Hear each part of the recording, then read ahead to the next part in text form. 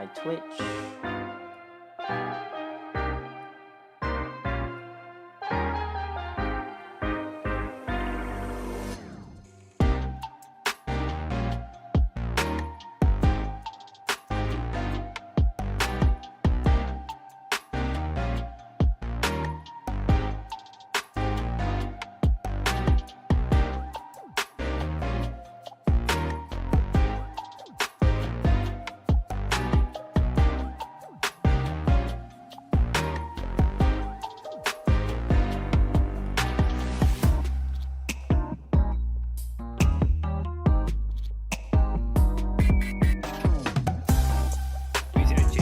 It's more cartoony now.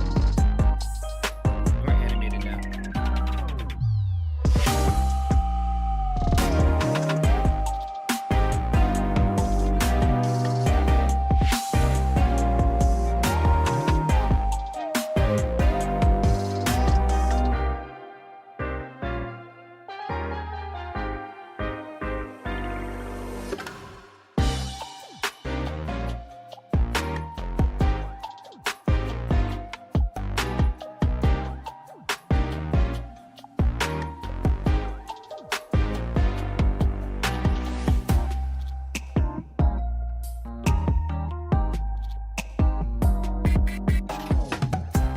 Wait, what? Lego The Hobbit is free on GOG? Oh, What?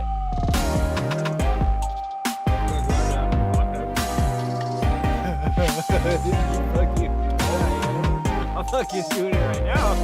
dang, bro, I went out of multi. Oh, you know what, Wes? Bro, Wes. They have the game thing where you can both play with each other. We both play the game with each other. Alright, this is on. What's up to those coming in?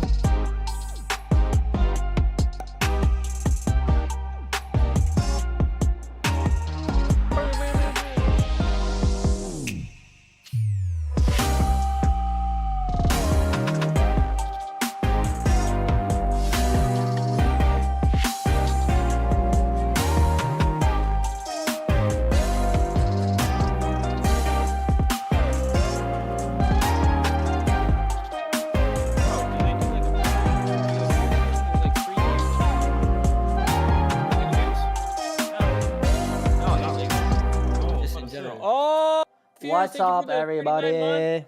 We're gonna play that song one more time. No, we're not. Okay, hold on. Give me one moment. 29 months. Whoa. There you go. That's hella better. What did you do for that? They get so bright like that. It's too much. There you go. Alright, bats. Collaborate? How do we collaborate? I know, I saw that. You saw that, right? Yeah. Yeah, I don't know what that really is. Why is your screen so big? Who's? Oh, I had it on full screen. Okay, let me fix some stuff.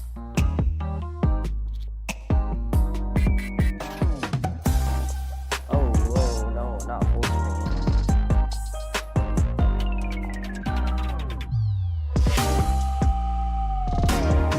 Hello, hello. Comes on my son. Does it sound like he's speaking? On stream? Yeah.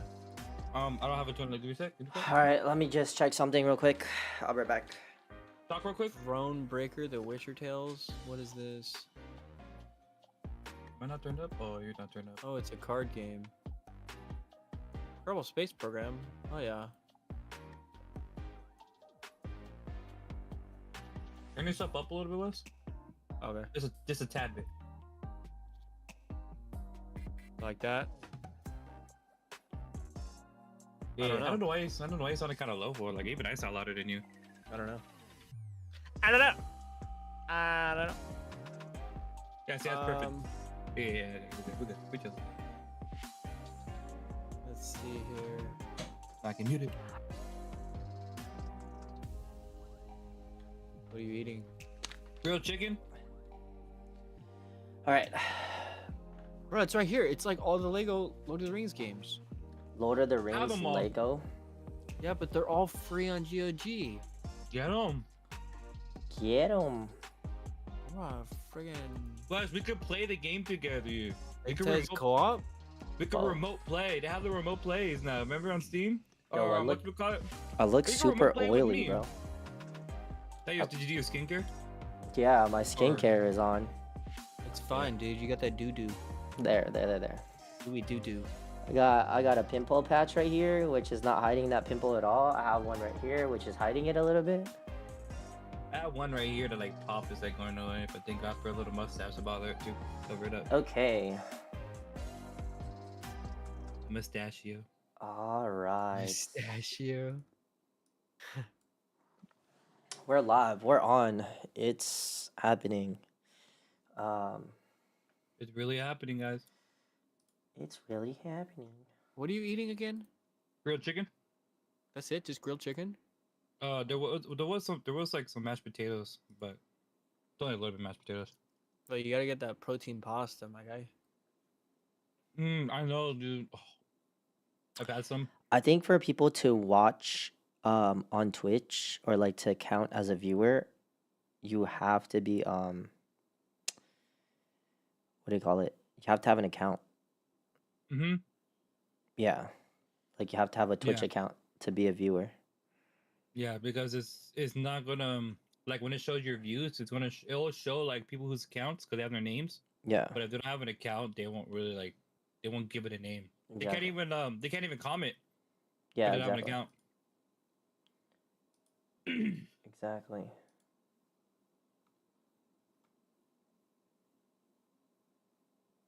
Well, that's weird. Gentle Dino isn't showing up as a viewer, but she just commented. It probably needs to take some time. Yeah. It is what it is. What's this knock knock thing? Well, knock, not knock. thing. Ask to Hey, want me join to the show you a knock stream knock? No, I'm just kidding. anytime. Is that on your stream? No, it's on Cyrus's stream. I can Is join it? his stream. You can join the stream Am I a mod?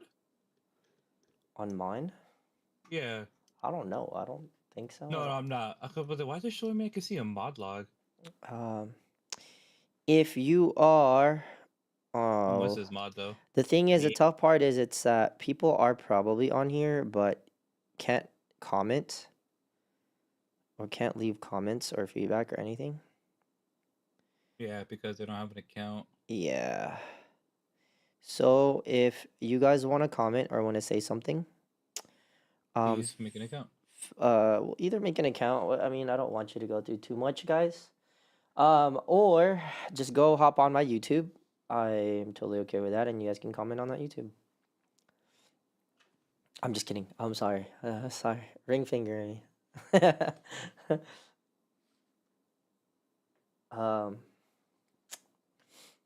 But yeah. Oh, I see what you're saying. The Hobbit Lego. Dude, I know. Oh, Oh. man, that's crazy. Only Oh. dweebs would want to enjoy playing. I'm just kidding. Bro, I have it. I'm a okay? dweeb. I have it on PC and I have it on my Xbox. Nice. Ooh, what's this? I think. There you go. Let's get some background music up in here. There. Only Doesn't my do, doesn't only do. my stream can see it or hear it. Something chill. There you Yeah. go. What's Wes have on? I have Lo-Fi Garden. Okay, hear it okay. right now. I have a Epidemic Sound track, so it's copyright, DMCA accessible. Epidemic. All Let me hear right. my An background. epidemic. I mean, we are 10 minutes into our podcast. We haven't really done or said anything. Just getting our I stuff didn't set even up. realize it was 10 minutes. Yeah. It is 7:41 p.m. Yo, what's up, Jackie? Thank you for joining. First time chat. Appreciate it. I hope the sound or the music isn't too loud. Here, I'm gonna lower it so that way you could hear our voices better. Thank you for showing up on the chat. But tonight is Transparency Thursday podcast, which we have every Thursdays at 7:30 p.m. Pacific time. Tonight's topic will be about cultural differences. We're going to be talking to each other about our own cultures, ethnicities, nationality. All of us here are a mix of something or somewhat. Just a quick disclaimer before we get started on the podcast. As I always say, or as we always say, Transparency Podcast is a space, an outlet for us to be able to just talk raw, unfiltered, and uncensored conversations, especially with opposing sides or opposing thoughts. We want to be able to come together and just have a cordial conversation, something nice, something decent, even if we have disagreements on certain topics. But tonight's topic is definitely diving in on our cultures and the differences that we have in our cultures, but also maybe the struggles, challenges, whatever it may be, opportunities and privilege that comes with our ethnicity or culture. So tonight, I know I keep saying I'm gonna try my best not to do that, so that that way I'm not putting in filler ums. But Me too. But I appreciate you guys. I appreciate everybody that chimes in every Thursday. Really thankful for what this streaming has done for me, Fierce, and Wes. It's been a great journey going through these. I think we're already like 20 episodes into our podcast. That's 20 weeks. That's 20 weeks of the year, and there's only 52 weeks within the year. So 20 weeks out of this year has been amazing, just being able to talk to these folks, along with some of the guests and some of the people that we've had, here, especially Laura May. She gave us really great insight and perspectives on a lot of the topics that we got to talk about. So shout out to you, Laura May, if you're out there listening. And we want to bring in more guests in the future and more conversations with different people. So I hope you guys can continue to listen to us. But let's get started. Let's dive into the topic. Cultural differences. Let me lower down my sound, my music a little bit more. Hello. Hi, Nightless. Oh, hello, Good to see you. Nightless. We got a wham bam shang-a-lang and sha-la-la-la-ling-ling. Whoa, dang. Oh, I thought you were the other name. What's up, Drew Spacito? I appreciate you, Drew Spacito. Tonight is also a celebration for my official Twitch affiliate. I appreciate Drew for rating me yesterday and helping me get to my goal. So this is going to be really exciting. And I look forward to seeing where this takes us. But yeah, let's get started with our topic of the day. I am pulling up Wes's Twitch also, so I could see I could lurk and see some of his stream snipe some of his comments. Hey, that's what I'm doing. I'm doing both of you guys. I know. But how about we go in a circle, talk to each other, or tell each other about what your ethnicity is or culture that you come from or grew up with. Yeah, let's start with that. Jeremiah. Yes. Sorry, I'm moving the screens around so I can see the chats. Thanks, Nutless. I appreciate the congrats. Sorry, I want to make sure I can see the chats. Yeah. Let's start off with you, man. Like, what's your cultural background? So I am, as you can see, curly hair and everything. Definitely the Mexican thing. So I am Mexican, Puerto Rican, Japanese, but I grew up mainly a lot more Mexican sides. Especially because both my moms mainly Mexican, my mom, but I have some of my dad's side too. So a lot of times, a lot of our house is just like pretty much like Mexican food, and I still eat Mexican food, and made me this stomach right here. Too much Mexican food, but it's Japanese kind of. When I saw my dad's side, like my great grandma, like I started learning a lot of like how to be very respectful in their kind of ways in their house. You know how they are. Shoes off when you go in. Be very polite, respectful. And the Puerto Rican side is just pretty much like like Mexicans at this point. Well, were you born here in America or were you born? I was born here in America. Okay. So I don't know like how it is when you're moving from, I call it the motherland and over here. Yeah. But I know when I did grow up, then I talked to some people, it's kind of similar, but there was more, how would I put it? It was a little bit better on my end, pretty much. Okay. And like when I talked to some of my friends who are from there. Oh, let me interject here. Can you consider it the motherland when you're not born there? Dang, Or hot is take that already, like bro.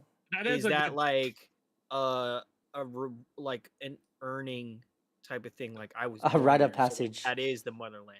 No, Right? honestly, Because like if you're born in America, like I don't know if I would call China the motherland for me. I've So- never been there. Wait. So, okay, hold on. So, Fierce, your what did you say again? What's your ethnicity? and this all of them, the one I said, Yeah. yeah, Mexican, Puerto Rican, Japanese. So, Mexican, Puerto Rican, Japanese. Dang, bro, you're just a whole lot of colonization. Anyways. Yeah, but dude, they, but Wes, you're Chinese. I'm Chinese. Chinese and Caucasian. Okay, so you're Chinese white. A whole lot of My privilege. Caucasian That's side crazy. is very, very mixed. It Uh-uh. has like Caucasians from How do you- all over Europe and like Native American in there, which I already know why. You got a whole lot of what's If anything, you got I'm the one buffed. that's colonizing. Yeah, that's what I was gonna say. What's the word in a gamer's term, but in a way that everyone else will understand? You got a Pyramid. handicap, bro. Like you, Handicap. yeah, bro. Like you got extra access. Like if you were to go to a concert, bro, you'd get backstage pass all the time for just being white, Mhm. bro. But so let's go backtrack. So Fierce, you're a whole lot of colonization. Yeah, Wes, I only say the main three, not the other ones. I don't care about the other ones. and then Wes, The you're main three. the main three: Japanese, those- Puerto those- You said Rican, Mexican and Japanese. That's two. Mexican, yeah. Puerto Rican, Japanese. Mexican, Oh, Puerto Puerto Rican, Rican, no. Japanese. And then Wes, you're a whole lot of colonizing, so Chinese and white. And then I'm Filipino Japanese, which is a whole lot of every mess that has happened in history. So, no shade. I would say we're all mixed up in terms of like horrible things in history. By the way, no. Yeah, it's all Like bad, I have dude. Native American in me for some reason. White side. Ah. You know, I actually there's a history. are to these that. are these all like proven facts like of what your like ethnicity or nationality is? Or is it like something that like you were just told like, hey, by the way, No, these are proven facts. Like Okay. historically, it's in our genetics. the like, 23andMe type shit? Like, No, Oh. it's even deeper. It's like your ancestry, not just like where you were born or like your regions or anything like that. It was like your ancestry. So all your relatives going back. My grandma on my white side, she went all the way back. And she was always told that we were like related to Jesse James, but like how are we related Yeah. to Jesse James? And she went all the way back, but like, all the way. would you still consider yourselves like, this is a question to both of y'all. Like, do you consider yourselves to be like a certain part of an ethnicity or something? If it's like an 8th or a 16th bloodline or whatever, like your Like a- great like a- great great great great grandfather and great great great great great grandfather, I don't know, like is supposedly like Italian, all of a sudden you're gonna be like, oh yeah, I'm Italian. No, I go based on like how much, like if I'm like I'm like literally like one 1/20th of like Spanish, right? And I don't, Mhm. I'm like, okay, that's there, but I'm not gonna be like, oh, I'm Spanish. Yeah. Like I'm gonna go based on like the percentage that or what I see when I look at my thing. Oh, Fierce, do you mind reading that what was shared on the chat? I think it's on Wes's stream. Nyla, oh shoot, the big one. Oh, my Yeah. belief The is big one.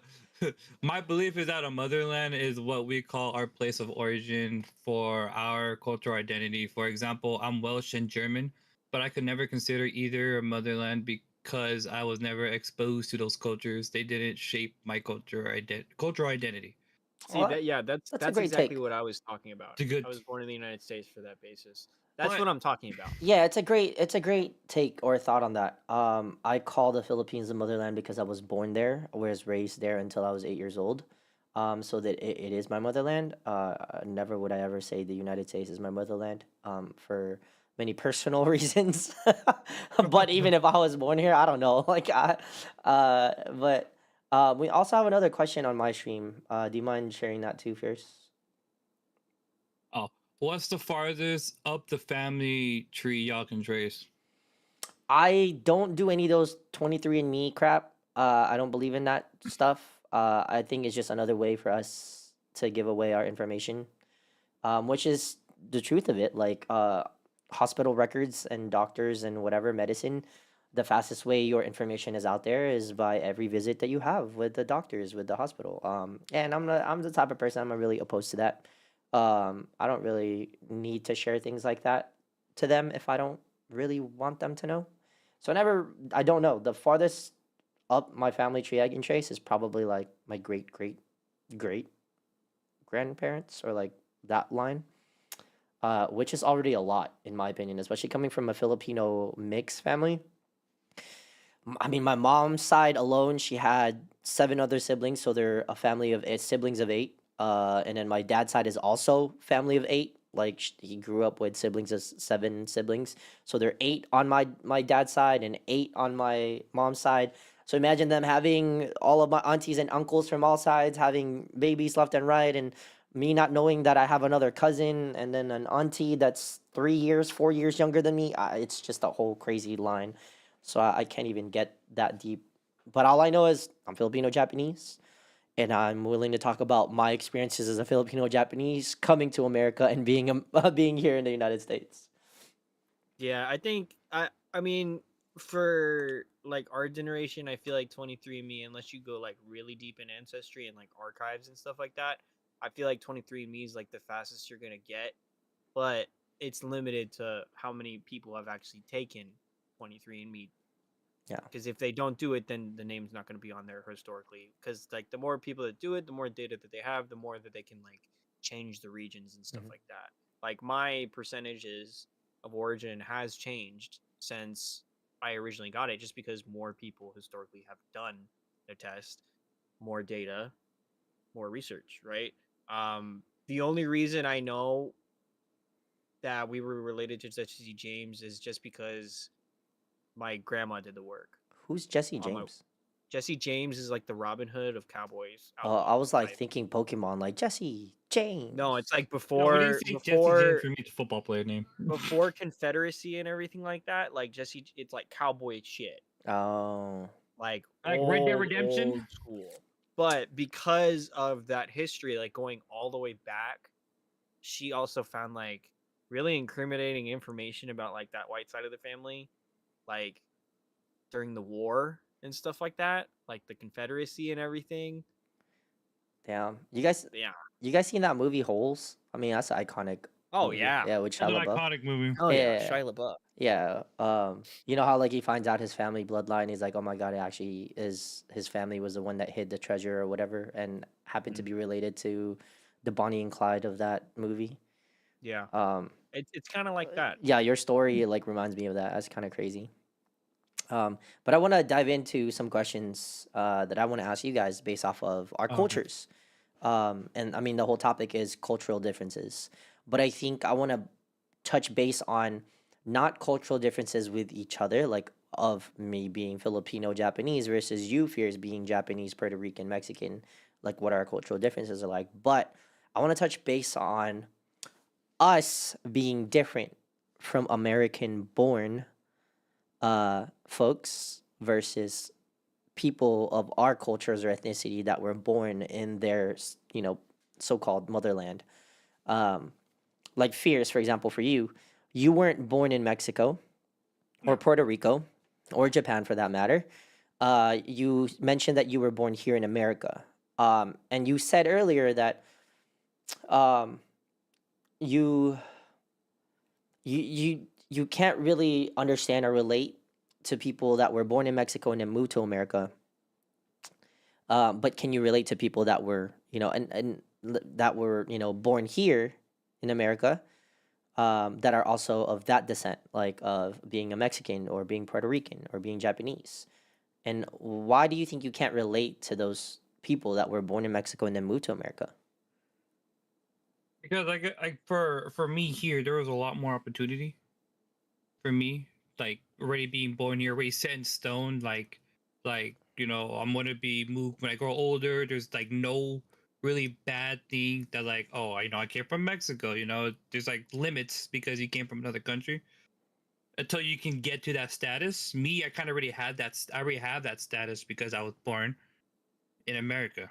So there's like very different, and it's harder. It's going to be harder for a lot of people that are coming from another country. Not to say everybody. I know like one of my friends. He came from Mexico at, I want to say he was 11, but his opportunity, he's been really good. It's been like really pretty easy for him. He's been able to like do things pretty fast. But there's a lot of people I know that are like, it's kind of hard for them, but it's always that process that I'm already set in stone here. Like I already have social security and everything, that I was born here, all the proof that I was born here. So I don't have to work super hard to be able to either get the job I want Yeah, you or definitely don't have to work that hard, especially when they yeah. don't interview you. Do Yeah, you we don't talk about it. We don't talk about that. All right, also we talked about the also last one. do you remember your social security? Side note, like, do you Like remember? part, Yeah, like by heart? Yeah. yeah. What is it? It is not. No, I was kidding. I'm just kidding. I'm just kidding. I just needed to prove, yeah, maybe you're. Just kidding. No, but So it's more. discriminating enough. Yeah, it's more of the fact that it's easier once you're born here than if you're born somewhere else coming back. There's a lot of Yeah, difficulties you're going to go through. I, you know, Chat said he almost said it. I you wasn't know, gonna say it, but I yeah. the wasn't gonna worst like. part is that he has ADHD and he might actually He say it. might have, yeah. If I was really, No, I was ready to take notes. yeah. it's right Um, here. See, it says Kame House. That's it right there. um, that's really interesting take. Yeah, like explaining based off of your understanding of like the privilege essentially that you have, right? To be born in America, but being Hispanic, there are definitely challenges that comes from just being that type of ethnicity because one politically, like we don't want to touch base too deep into politics, but politically there are those challenges that we face that discriminate or just kind of like I was joking about it earlier, but like being Caucasian, like being white, like as Wes, who Wes is, there are definitely more advantages to being that versus you being Hispanic. For example, if I put it in this situation, um, let's say both of you guys have the same job titles, same job experiences, same amount of time that you guys have worked, right? So you guys have worked, let's say, 8 years. Uh, stats say the data says that you guys are literally equal. Like every single number in terms of your work ethics, the amount of hours you work, let's not touch based on salary, but let's talk about your work ethics, amount of hours you worked, the amount of time or years that you guys have that experience, and then a promotion comes, right? Promotion comes. Now they're gonna try and say, no, we were trained this biased training to make sure that we're not biased and we don't have like underlying thoughts or to for us to already have a decision on who we're gonna promote. More than likely, truthfully, Wes is probably gonna get promoted over you, just because not even the color of his skin, just because his ethnicity, right? It's his ethnicity being white. It's a proven fact that here in America, it's easy for white people to just get what they want whenever they want. That's the privilege in it. But you say in your situation, Fierce, you have more privilege than someone who was born in Mexico versus someone who is Mexican American. Born in America but have the background through your family lineage being Mexican. Wes, I wanna go to you. What are your experiences like? Because obviously I'm here creating these assumptions that your life was probably easy. no problem. Just being white, just claiming yourself to be a white person, a white kid growing up, especially with your complexion. And I mean, I've seen your photos when you were a kid. You were definitely white, bro. Like you look more Asian now than you did when you were a kid. It's like you morphed, bro. You had an evolution, and now you're Chinese. And then when you were young, you were white. But how was that like growing up? Like in terms of just like maybe opportunities or experiences that you had. Uh, but maybe even give us a background again. I know you told us in previous podcasts you were actually homeschooled. Um, but explain to us like what your experience is like growing up. I actually wouldn't say that I would identify as. I mean, I identify as white. I identify as Hapa. I identify as Chinese. I identify as mixed. But I wouldn't say that the white side. This is like the hot take from the comments that were said. I wouldn't say the white side has been a benefit at Interesting. all because we're mixed. It's this really challenging dialogue. I think growing up that it was like, well, you're not full Chinese, so like you're not Chinese.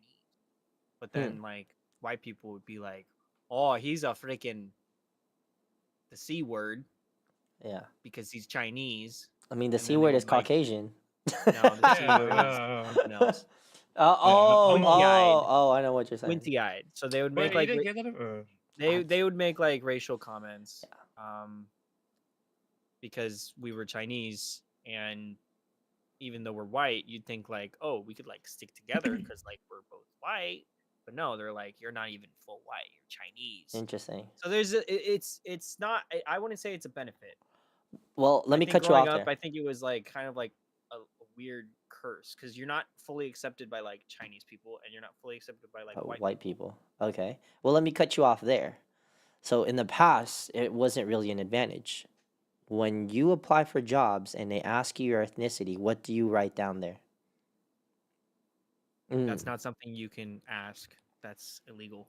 I mean, but without having to say anything, with the way I know that you're not allowed to, but You get sued real quick. but with the way that you responded to it, the way that you had that look, do you see what I'm saying? Do you think that had given you any better opportunities than if you were to write down the opposite, write down the other ethnicity? Like if you were to apply to, I don't know. Well, I would say that it's mixed. I just note down Asian and mixed. Okay. I don't write down white. Fierce is big Chicana. Yes, yeah, sorry, I had to read that out loud. But so you don't identify as what? Oh, so you always just write down your mix. Okay. I write down mixed or Asian mixed. Oh, okay. Okay. I don't actually say white. You know what's But that's funny? normally only in like medical documents. or I say like Pacific Islander. I don't even say Filipino or like it. Well, you are a Pacific Islander. Well, there's now in some places, even like back in high school, I think like the test There's or like mixed Pacific in Islander. college or Mhm. something too, like some of the exams or something, it'll ask you for ethnicity. There's a section now, it says Filipino. Like back then it's just like white, Native American, black, Hispanic or something like that, and then other Asians, other Pacific Islander, right? Yeah, there's attack helicopter. But now there's literally a fucking section that just says Filipino, like as if like Filipino is a whole different breed from Pacific Islanders, Asians. Well, see, that's the thing though. That's This is crazy. the interesting thing. It would be interesting to look at an application that's in another country versus an application that's in America. Yeah. Medical documents and all that stuff. Because I feel like this is part of America is that like we're very much inclusive of like there's all the different movements. There's like the pride movement, LGBTQ plus, all that stuff. So then it's just like gender identity, and then it's also like your identity as a person is not just your ethnicity, it's like who you are. Hmm. So you could be a white person, but you identify as a black person, Yeah. right? That's like legit thing now. So that's why it's always included on those applications. Now all of these things, because I know, like growing up, it used to just be white, black, Hispanic, Yeah. Yeah. Pacific Or Islander. Asian. Yeah, that's it. But now it's like all of the options, Everything. Yeah. Yeah, the other option. it's crazy because I feel like I could relate to you a little bit more than with Fierce. I definitely feel like, well, based off of what you just said now, my assumption was I thought that you had more privilege than Fierce was just for being Caucasian, just being half Caucasian, right? But you say that you don't feel like you really belong in either or. Do you feel that I way? Do you still I feel would that way say that now? I want to identify more as Asian than white, Why? but like it is what it is. Like I have white genetics, but white people don't have black hair. Like it is what it is. White people can grow like facial hairs and like get like white hair and then like brown hair, dark brown hair, stuff like that, but they don't have black hair. So like I think the thing that sets me apart from being like fully identifying as white is the black hair and like a little bit like squintier eyes than like a Interesting. normal white person would have. If you had the opportunity, I mean, your mindset or your mentality based off of like even just the cultural talk, you want to identify yourself as more Asian, right? Asian. I think without disclosing anything of like personal stories or whatever, I think based off of our understanding of our friendship or relationship that we have, um, I can see why you want to identify yourself as Asian more. But if things were a little different growing up with your upbringing, do you think that you would, even to this day now, like take advantage of being Caucasian and like knowing in your bloodline that you would have the white privilege to be able to just take advantage of and use like for anything? Like you could literally go apply for jobs. Your name alone, Wesley, is the whitest fucking name I've ever heard. I'm not gonna lie, bro. You're the only Wesley I know in my life. It's like a rare name. He's I have he's the yeah, only third met one, like eh? like He's I've the you third only one I ever met met. two other, maybe three other Wesleys in my whole entire life. like your family literally went half and half, bro. Like first name white, last name Chinese. Like, bro, like Well, no, I know, no. I know. I don't Last want to disclose it. I don't. used to be white. Yeah, Now it's Chinese. yeah, I know, I But know. I I don't, think no. See, I think that's even like a telltale too. Is that like I changed my last name to the Asian side yeah, because I feel like I identify more with that side. I also want to continue that lineage. yeah, I don't need to continue the white side lineage. There's plenty of them out there. yeah. That side is huge. It's massive. I think, But I'm like the last one. yeah, yeah. The last What air the Well, last really, when we needed him the most, really, he the vanished. generation before, my uncle would be the last one, uh, but he's single. He doesn't date anyone. Like it is what it is. He's fine with being a bachelor for life. that's crazy. So I would die with him. Chat said, I know a Chinese West and I know a Japanese West. I don't know any non-Asian West. Well, now knowing you, yeah, Well, you're an Asian There's West two too. of them. If you want to go to no, Arizona, you'll find two. Damn. no, I know a Mexican Wesley. Is it Attic even Wesley. is it even Weird. It's my Wesley or is boy. it It's one of my Wesley? boy. It's Wesley. Literally, it's way West spelled same way. Way, Exact same way. way. It's Wesley Wesley. can. Yeah, one of my boys, one of my high We're school so boys. He's Mexican. His name's Wesley. guys. Disclosure: we're not racist here. Okay, we're just mocking each other because of our friendships. Like, don't try to like They're gonna clip this and take yeah. it out of context and be like, Uh, Cyrus is bullying Wesley. Chat is trying to one up each other. Someone in chat said, "I know a white Wesley." Oh, Westman. Why does it matter who Wes's are? Like, Bro, now you're what just about me? googling like Yeah. Wesley. I know, Like Celebrity Wesley, Wesley. like on Be Google. what? celebrity Wesley. It's like Dang, random Wes, you're so boys. Oh, popular. look it. But I want to go back to What I like. always got was Wesley Snipes. Oh yeah. Oh. That whenever Dang. anyone met me as a kid, every single person they introduced to me, my parents would introduce me to them and be like, "This is Wesley," and the other person would be like, That's so "Oh, snide. Snipes?" So did you say the N word? No, No. I didn't even know I who was Wesley testing you. Snipes was because I was so like Homeschooled. sheltered. I was testing you. I was We're testing. so home all the time. I'm just like, "Who's Wesley Snipes?" Yeah, sure, yeah. Jeez. And I That's- looked it that's up as him. an adult, and I'm like, "Oh, hey, he's Blade." That's Yeah, him, hell bro. yeah, he's him. Oh, Blade Uh, was such a good movie. Anyways. I need to watch Blade. Actually, I haven't seen it. Oh. Oh well, when they come out with a new one. Oh No, they shoot. were the old one. I'll Uh probably oh, bring in a new one spoiler. after Oh man, Deadpool. you didn't hear anything from me. I'm sorry. You can't sue me anymore, I'm Marvel. pretty sure everybody I'm just already kidding. knows about the new I'm just kidding. one coming out.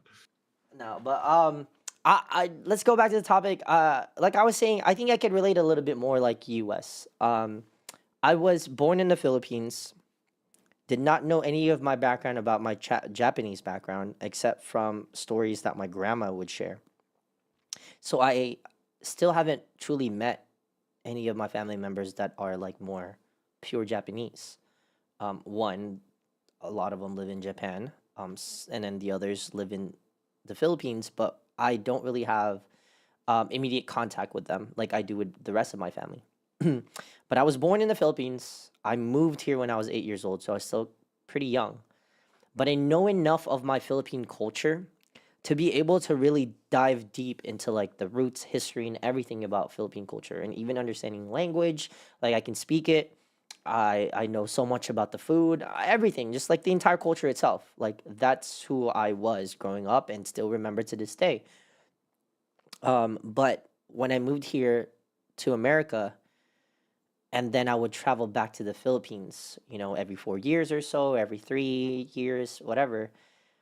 I was always looked at I was always looked differently in the Philippines than how I am treated here in America. I mean, in the Philippines, obviously, there's also like this kind of Western washing that happens. What I mean by that is so many Filipinos want to be, influenced by the Western culture, by white culture essentially. And now Korean culture because of all these trends that are happening. But growing up, it was always about the Western culture, which is how can we be more light skinned? How can we have straight hair? How can we look more blonde or blue eyes and brown hair Can you kind of thing? blend in? How can you blend in to be more beautiful because Filipinos were deemed to be uglier than other people? Uh, So not true. it's So not crazy. true. So But not true. but I Insane. bet you, I guarantee you guys, if you name me any Filipinos that you know, I can guarantee you they're mixed. They're not full Filipino, and that's why you would deem them as beautiful. But Do you think? Oh, this is a hot take. Do you think that they are mixed because they thought they were deemed ugly and not beautiful, so they mixed in order to? well, yeah. Well, that's also in historical like facts, like in truth. Like I mean, it happens everywhere, not just in the Philippines, but definitely like based off of my knowledge and understanding, the Philippines literally it's actually there are a lot more Chinese Filipinos than I have ever known just within this past 6 years. So My many girlfriend. babies, yeah, so many kids were conceived just within this past 10 years, with Chinese and Filipino culture mixed together, right? But moving here to America, I wasn't considered American, even though I grew up here from 8 till now. Um, I was never ever considered as a citizen of America or being an American. I'm not even considered a Philam by people here. I'm considered just a Filipino, born and raised. The derogatory terms, the fob term. I still get those jokes from time to time, and also because my accent sometimes comes out and it just slips, and then they're like, "Oh my God, you're so Filipino." I can hear your accent. But when I go back to the Philippines, they cancel me out. They're like, "No, bro, you're not Filipino. You're totally American. You're one of those Philams. You're just another Philam. Yeah, you were raised in the Philippines, have the privilege to be in America, grew up in America, got U.S. dollars, blah blah blah blah." Um, so I'm never really welcomed anywhere. I'm not. I don't feel like included in here, being here in America. But in the Philippines, I'm either put in a pedestal or thrown rocks at. Like, oh, get out of here, Philam. So it's a really weird and harsh reality of like being a mixed person or growing up in different spaces during your lifetime. And I think that's the thing that I wanted to talk about or touch base with in terms of cultural differences. Um, because being full Filipino now versus being a Philam, also there's a lot of clash. There's a lot of Philam and Filipinos, like full Filipinos, fighting each other to this day about even things on social media about what Philams do versus what Filipinos do, and then versus Filipinos what they do versus what Philams do. And there's a lot of chatter going on chat, so I appreciate that. Hmm. They were saying Filipinos are like mostly Spanish, lol. And then someone else, Hans, said, yeah, like the term fobs. And if people don't know what that is, it's technically a derogatory term that started, I don't know, back in the 90s, maybe even before I was born. It But happened during San Francisco, yeah, during the the Chinese Railroad the era. immigration pretty much of China and Japan and Philippines moving. By the Actually, there's way, a great show to watch. Warrior. It's on Netflix. Was ooh, on HBO. Now on Netflix. Really great show. but why is that relative to the topic or? It's in that time setting. Oh, okay, okay. I was like So there is totally like Ah, yeah, random it's shout totally out to our show. they look down on Chinese. Yeah, White Americans look down on Chinese. It's based in San Francisco. Literally, you get off the boat yeah, and yeah. like go straight to work. If Find work. people didn't know history, the real Asian history, Chinese, Japanese, and Filipinos immigrated here in the West Coast. So predominantly in San Francisco and Los Angeles. And Chinese folks were predominantly helping out with the railroads, and that was their history. That was a piece of their history where they created the railroads. Japanese and Filipinos were actually involved in the farms that created and harvested a lot of the things that we have here now, and why we have such luscious vegetables and fruits was based off of the immigration from from the Filipinos and the Japanese people. Um, but yeah, going back to the whole cultural differences thing, what do you think for both of you guys? What do you think were like disadvantages that you guys faced just for being half of something or like a different culture of something? Let's start with you, Fierce. Yeah, no, I was thinking about some of the stuff too while you were talking. When you were talking about like for me, like I don't even speak Spanish. Like I don't speak any of the languages. I don't speak any of those languages. So the disadvantage was like, I mean, cool. Some of my friends were like that, but like I would go visit some of my family in back in Mexico. And they're like, that's why I like. I'm close with my cousin there. Pretty much the only person I'm close with is my cousin because he speaks both, so he helps me out. But like, it's like they're very like they stare at you because like I look Mexican like, but then like there's some things that like have like something like if I grow this too much or if I don't have enough of it, it's like I don't. It's just I look. You can tell I'm mixed in certain ways, and I guess I got a haircut before I went, and so I look mixed. So they were like, "Oh, this guy's not," You're you a know. bastard. Yeah, A yeah, like bastard yeah. child. But like when I visit my family or I hang out with my family in Japan, or they come down here, bro, they don't look down at me at all. They're Interesting. like the most nicest people. Interesting. Why do you think that happens? Like Um, where does that come from? Where does it stem from? Like why do I you think get it's looked down? pride. it's probably well because since I learned a lot of the respects of Japanese how they are because of my grandma. So I when I visit them, I'm like that too. So for them, it's like okay, at least they see that like I know and I learned before I decided to go out there and hi everybody. You may not know me, but you know my great grandma.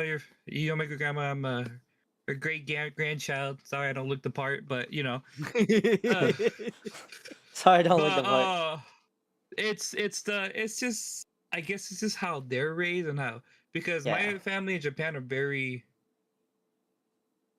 they're wealthy people, but they're very respectful with everything. Yeah. They're more hospitable. Yeah. Yeah, and It's that It's culture like that they have. respect and it's how hospitality. society is in certain countries. Yeah, yeah, yeah. Mexico. It's very rough. Yeah. It's very rough in Mexico, so it's going to be treated differently, I and you're think going to it's see like the difference. Mexico's like so rough. It's like survivability. So it's just Yeah. like your So family, your core is like the culture.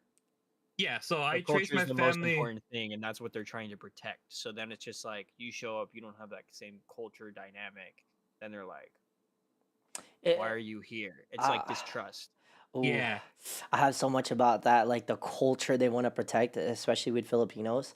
I'm There's gonna that, yeah. I'm gonna bring this up now. Okay, coming from one day when we clip this and it goes out and we spread this out on social media, I know we're gonna get backlash on this. I'm gonna get backlash on this from Filipinos everywhere. I'm gonna call it out now because there was this hot take that happened. I think this was last year. There was literally a clash on Filipino Americans versus Filipinos, like from the Philippines, and they were fighting and arguing all over TikTok about some sort of thing. I think it was something about, I guess something about the culture, the Filipino culture or something like that. And then Filipinos, like from the Philippines, were arguing with Philams and were saying like, well, now you're like really not talking about the entirety or the truth about our culture or about our history because you don't know shit about our history because you're a Filipino American. You were born in America. You don't know a lick of real Filipino history. And then Filipino Americans were trying to argue and say things about like, well, that's the whole point of us trying to like be immersed in the Philippine culture and talk about all this stuff and go to school for blah blah blah. So there's all that. The cultural pride, like the protection of culture, I think is so stupid to me from both sides. Because this, I think, just derives from, yeah, the ego itself. Like, because we want to have an identity, we want to be known for something. This is just human nature in us. It doesn't matter what ethnicity you were born with or whatever mixes you were in. But Filipino Americans, when they talk so highly, I remember when I moved here and I started hearing Filipino Americans talk about Philippines, and I'm like, but you know nothing. You are ignorant of all these things. And I still believe that to this day. There are a lot of Filipino Americans that want to be all about, oh yeah, Filipino pride. Yeah, yeah, yeah. We're Filipino. We're amazing because we got a famous boxer and we have a Miss Universe and blah and all this stuff. They always love to freaking like boast and show off when it's something about celebrities or something about materialism, superficial things. Filipino Americans are very good at that until they truly need to be Filipino and help out the Filipinos in the Philippines for all the things that they're struggling with. That's what Filipino Americans love to do. And I know you guys are going to hate me for this, to say this. And then Filipinos, I got something for you guys too, out there in the Philippines. Y'all love to protect your culture, your pride. I say yours because clearly I'm not even welcome there either. But you guys love to protect your culture and your pride and being Filipino and all until you're over there whitewashing yourself with freaking papaya soap to whiten yourself and literally bleach your face and your hair and whatever else so that you could be anything but Filipino. But then when someone's fighting you about your pride, all of a sudden Philippine pride. Like, I don't understand that. It doesn't make sense to me. The Filipino Americans want to be Filipino so bad until they really need saving and need help. And then all of a sudden, like, I can't do much. I can't do anything during the Philippines. What am I supposed to do? And then Filipinos over there are like, nah, you don't deserve to be within our pride of our culture because we also want to be white, just like y'all. We want to be Korean, just like them. Like, this make it make sense, yo. Like, I think it I just hate comes that. down to pride in general. Like, His I pride feel is like like the biggest thing. the Filipino culture, not just American versus like motherland, is very, very prideful. Because of identity, because it's something we don't have. In truth, Yes. the real history of Filipinos and Filipinos, Philams or Filipinos in general, they're all gonna hate this. Because they're gonna say, no, no, where do you get your history facts from? Because clearly you don't know shit. Like, no, I Well, this do. is then comes from the whole pride and It's the identity pride thing. But in truth, thing. Filipinos in the entire world are the only human beings that don't have original history because it's already been completely washed out by colonization, constant colonization from different countries, from different parts of the world. Because we derived from the Polynesians or Pacific Islanders. That's why we're considered Pacific Islanders. We were the last breed of Pacific Islanders. That's why we're the tiniest islanders out there. That's the truth. Genetically and DNA wise and history wise, that's just the facts. And all of our history comes from influences from all other Asian countries, Asian parts. Our food literally derives our food, our dance, everything, all those cultural dances or whatever it may be, derives from Indonesia, Malaysia, freaking Mongs, uh, Laos, Chinese, Japanese, Vietnamese, all of our food, our dances, our history, all of the culture that we have, all derived from those Asian cultures. So we don't have anything original. And that's why now Filipinos are so prideful when something they did first or became the greatest with, all of a sudden that's the thing that they want to like, stick to and glue themselves to. Like, I love Manny Pacquiao because he's the best boxer in the world. No, he's not. He literally lost that fight with freaking Mayweather, bro. Like, Yeah, he's good, but he's not the best. You can't say No, he's that the was best. that was a shitty fight. They were just hugging the whole yeah, entire bro, time. but It was all a clout and money grab. Bruh. Yeah, yeah. at that point it was. It was Yeah. a clout money. Yeah, but that's my hot take with the whole Filipino, Philam Americans or whatever, and Filipinos, because there's a whole lot of stuff. Even in the Philippines, I hate how they mistreat each other just because of class. And I'm sure it happens in other countries too. But it's maybe because of me, like my background, I see it so often. Like just because you speak English in the Philippines, all of a sudden you're like more what they say social or fancy. You Is have that considered more educated? no, they just say that you have more class and you're an elite. So Um, a white person going to the Philippines, like automatically, you're like an oh elite. my God, they treat them like kings and queens and freaking just get No wonder underneath. my Oh, I'm dad wants sorry, to move there. like Filipinos Why? are gonna hate my comments, but it's the truth. Like, but there are a lot wiser Filipinos, especially the younger generations now, are truly being woke or fighting for like the systemic like injustice that's happening. Again, I don't want to touch too much on politics, but in that case, like there are a lot of born Filipinos that are fighting about those kind of things. Like no, we're not gonna put white people on pedestals anymore. Um, there's a term that they call it now. Any American, doesn't matter your skin color or descent or whatever, any American that moves to the Philippines or Japan also, they call them a certain term. I know what you're talking about. 'Cause I think my cousin said it before, but I don't remember. It's LBH or something like that. They call them LBH. That's their term for like if you're a foreigner from like America coming to Asia to try to get a wife or a girlfriend or like to try to like be the better person than everyone else. They call them LBH, and that means losers back home. Like they use that as it's kind of like in Hawaii where the shaka, this was actually white people freaking gentrified this from this, which is their way of communicating and finding their route in the stars, using the stars, and this is their compass to find their way around the ocean.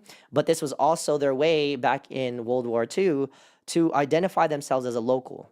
They would signal themselves to a local Hawaiian, and they would say like, "Oh yeah, we family, we brothers, or we Hey, uh, Albada, right." Um, Gibraltar. they would use this, and then white people gentrified it and colonized it and used this as a hello, oh yeah, yeah, Hey, yeah, Maru. yeah, Mahalo. mahalo. Um, but in the Damn, so Philippines, my dad's an LBH. yeah. So in the Philippines, I mean, not yeah, like to your dad. I'm just saying, like that's what happens. They call him an LB. I'm just like straight dissing West. Like, I'm not saying your dad is an LVH, but that's literally what it But he is. is. I mean, it is what it I'm gonna is. You say know, was it it is what happens. it is. But that's what they call him, an LBH, like Yeah. a loser back home, because they're trying to go to another country and think that they'll get their way, which some do, I truthfully. mean, Yeah, so a yeah. lot do though. Like you see Trying it to like find a all right. Filipina, he already did. Oh He got man. married. Oh, okay. He moved back over. He moved to the motherland Oh. to be with their family. Badala. Ooh, Bada. someone asked, Uh, did you grow up? Yeah, did you grow up did spending a you lot? grow up spending a lot of time around your Chinese cultural side? Um, so in terms of traditions, yes.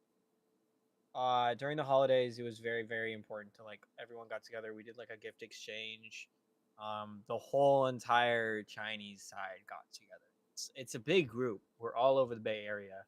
Um, and I think yeah, but in terms of like speaking Mandarin or Cantonese, I don't even know which one we speak. Hmm. Everyone always asks me that. Oh, do you speak Mandarin or do you speak Cantonese? I have no clue.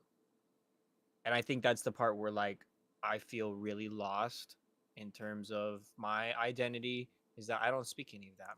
My mom was blended into society, and my gung we did use like that the terminology gung popo typo stuff like that. Yeah. But my gung he knew Mandarin or Cantonese, one of them. Even that I don't even know. He never spoke it though. And he wanted my mom to just like blend into society. So did not teach it, did not continue the lineage. So when it comes to Chinese society and norms and culture and stuff like that, my mom didn't even get to share it with me because she didn't know it. I can say like a Chinese slang word or something like that, and she's gonna be like, what did you just say?" She's not gonna know at all. Interesting.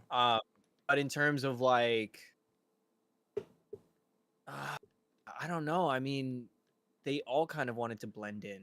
My Chinese side, they wanted to blend into society. They wanted to like make their own way. They were all entrepreneurs. Wait, They all started their own like stores, ex- shops, stuff explain like what you that. mean by like blending into society, like blending into American culture. Blending into American culture, So just like surviving and finding their own way do you think like without the culture side. okay, so it's like not whitewashing themselves, like sticking through the Chinese culture, but like being accepted in some ways in American culture? Is that what you mean, or literally like whitewashing their Chinese culture? I think living the American dream, which Mm, is, making your way and becoming successful. Like when people migrate over here, that's the whole entire thing. It's like the American dream is do what you want to do. And then assimilating. Okay, that's the right word. Assimilating to the culture. Okay. yeah, exactly. Yeah, I mean, I think I would like I feel like my upbringing was actually very, very white, but like not to an extent like a normal white family would be like, oh, we're Yeah. going on vacation, we're gonna go to Disneyland and stuff like that. It wasn't like that. Like my dad made like good money, but he was really frugal. Ah, that's like an That- Asian thing, That's an Asian thing. which is great. Well, maybe that's why he But loves in it. terms of like culture, there's no culture. Yeah. Interesting. White Well, people don't have culture. well, So like that was the thing that was taught was like just no culture. But one specific practice that we did do every single year was that on Christmas night, we would all get together and we would all create wontons together. but that's still Chinese. That is Chinese. Ah, But it was only on Christmas Day, that's nice though. Christmas night, and then Christmas Eve would be the giant Chinese family get together Damn. and do like a gift exchange. We all share Chinese food and we just all catch up, hang out with the cousins, all the aunts, uncles, and all that stuff. So That- family. Yeah. I think family was really, really important. Yeah. That that's really awesome because like I mean even in well Fierce, do you guys make tamales like during the holidays? Yeah, so Yeah, that's the thing for you like guys, right? Thanksgiving, like here and there. So honestly, tamales is really like it's really annoying, tiring to make. Yeah. Either we'll make tamales or pasteles. Pasteles are pretty Oh, much pasteles. Puerto Oh, Rican tamales. yeah. We'll make either or, but I think this Christmas we're supposed to be making tamales this year. Is We it? go. Oh, go ahead. You go what? But so we go kind of basic with Thanksgiving. We just the normal turkey and everything. But when it comes to like Christmas, we love being Mexican. Isn't that crazy that you said normal Thanksgiving and then you said white things? Yeah, Like, that's what how it is deemed is. normal? Like, because of Like again, what is Thanksgiving? right? You Like, know? Thanksgiving is literally about fucking celebration of killing people, like massacre. Colonization. It was literally. colonization. It was a massacre, bro. Like, Colonization. that's Pretty messed up. Now it's literally a white thing, bro. Like I was gonna joke around earlier. I swear, bro. I'm the one that's gonna get canceled for this episode, bro. Like I was I'm gonna the joke one around. I'm the one being good today. Yeah, You're the one I'm not. I'm just lashing out. But like it was funny you were saying Wes earlier. You said in your background as being white people have no culture. Yeah, because they're good at stealing it or making up shit. Like these stupid ass holidays that they just. It's a fucking National Donut Day. Like what the fuck, bro? Like. Yeah. Like, bro, these like little national days they do is like very like Like it's what the peanut heck day. are you It's talking National Bro, about? Hug Day. Thanksgiving is What? literally a white people fucking celebration of murdering other people. That's crazy to me. Cinco de Mayo is supposedly honoring and respecting the Hispanic culture. But no one in Bitch, Mexico. but no one in Mexico celebrates that. fucking celebrates Cinco de Mayo. one It's in not even Mexico in celebrates Cinco de Mayo, bro. Like, They celebrate Dios de los Muertos though, right? yeah. Oh, Yes, yeah, it's yeah. during October, but it's that's always like that's one of the Day of the Dead things. Isn't that like Halloween for them? Yeah, pretty much. It's- It's kind of well, like it's like Halloween for them. Day of the Yeah, Dead. it is. Yeah, it's like it's a different way. It's just it's honoring the and respecting the deads of their forefathers or like the lineage. That's what Dia de los Muertos is, right? I'm right. Did I? Dia de los Yeah, Muertos, yeah. yes. Hey, Uh, Mexican? Am I right? Hey, hey, Validate me, fact check, Mexican. fact check. I know a lot of the things I've learned from my grandparents and stuff.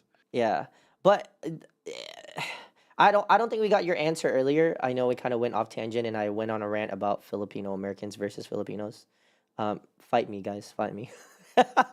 um, No, but Brian Wes, looks at everything, did bro. you have any disadvantages of being known to be half Chinese? From just society in general, or like even like growing up, did you feel like you had any disadvantages just for being Chinese? I think the disadvantages of being Chinese was I don't think it's a disadvantage, but it's the fact that the location that we were at growing up, the different locations that we were at growing up, and being homeschooled, it Mm, puts you very limited in terms of your social like interesting. atmosphere. The only real atmosphere that we ever really got was church. Mm, So then when it comes Mm. down to it, who are the people at church? it's That's your even whole entire social circle. yeah. The people that are at church Especially Koreans go are through white that. and racist. Yeah. That's why So then they're Koreans love just to stick like, to "Oh, Korean man." churches. Exactly. Or Yeah. like Chinese even like to stick out like Chinese churches. Hmm. But we were always like raised in like these like very white populated churches. Interesting. And every single place that we moved to was a decision that my dad made because he got a new job. So we would move to the new city for his new job. Yeah. Someone in your chat said being half anything gives both advantages and disadvantages. Yeah, I mean that's so true, and that's really what we're talking about right now in this phase of the topic of cultural differences. Um, again, I want to bring it back to like what we started off with. The cultural differences topic is more based off of how we feel being having our ethnicities that we have or we were born with, which is me being Filipino Japanese, but not being born in America, actually being born in the Philippines. But how that feels like for me when I moved here in America versus Wes and Fierce being born here in America, but they're also of descent of Chinese background and Mexican, Puerto Rican, and Japanese, right?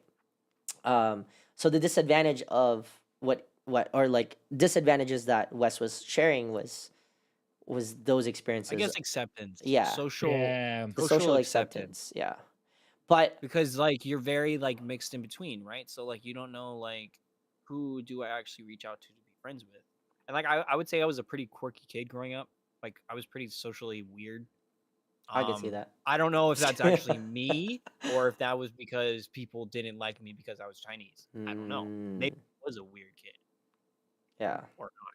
But I think the thing that like was always the title over my head, which I absolutely hated, but it was like a safety measure, was that like every time I would go into a new class or a new church or anything like that with people, the announcement would be, "Hey, this is Wesley.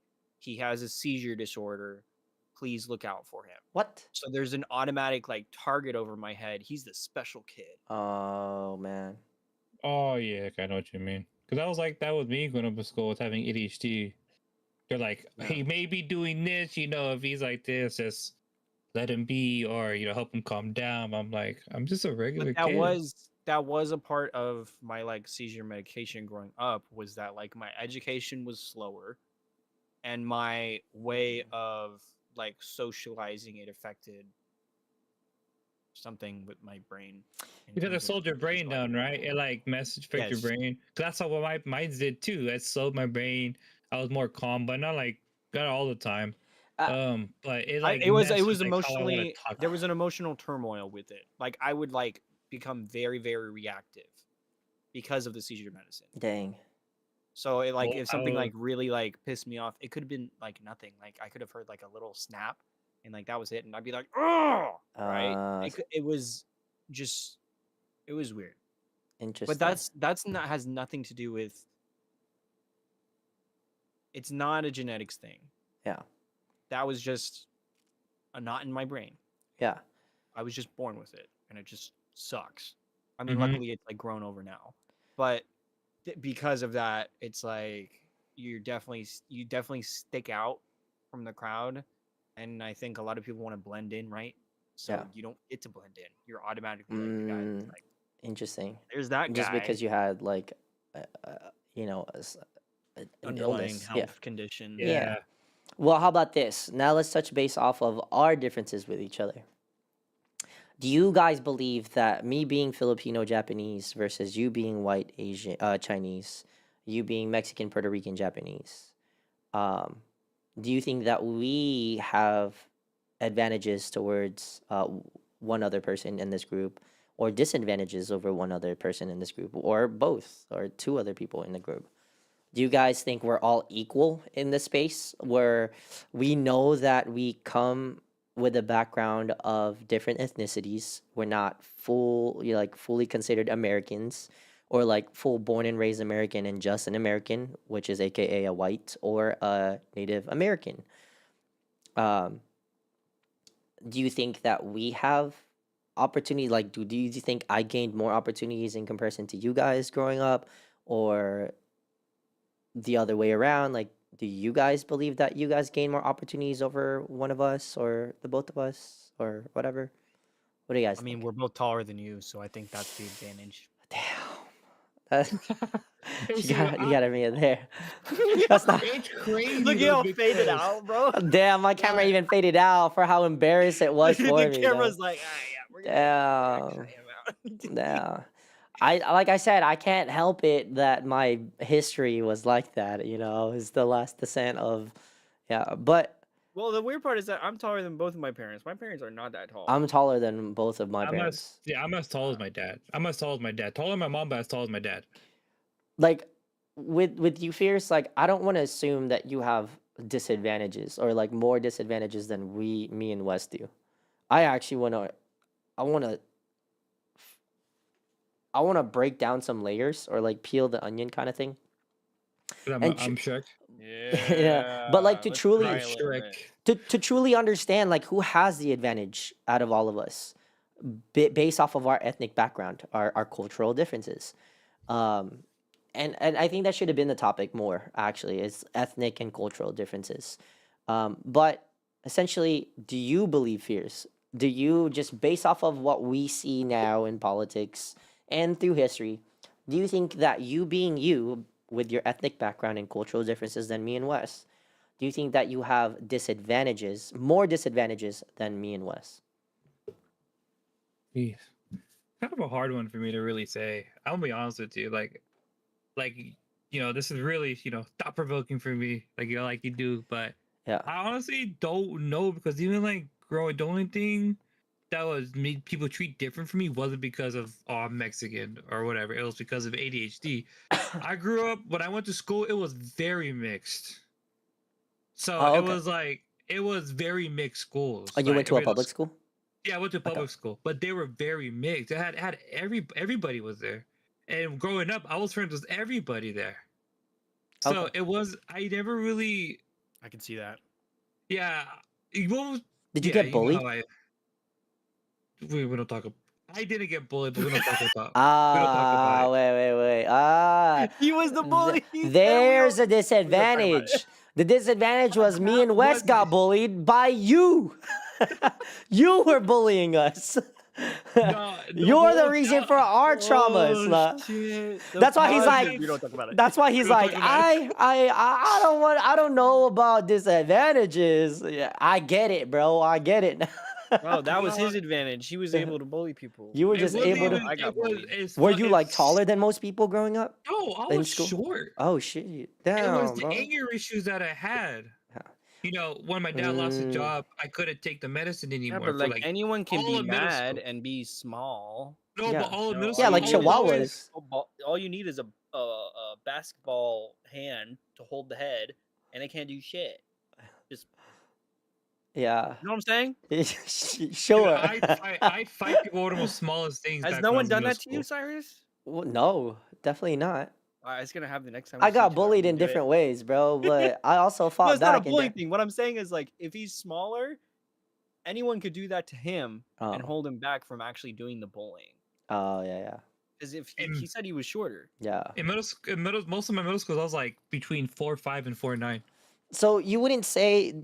Have you ever actually? This is a better question. Have you ever felt any discrimination just because of your ethnic background?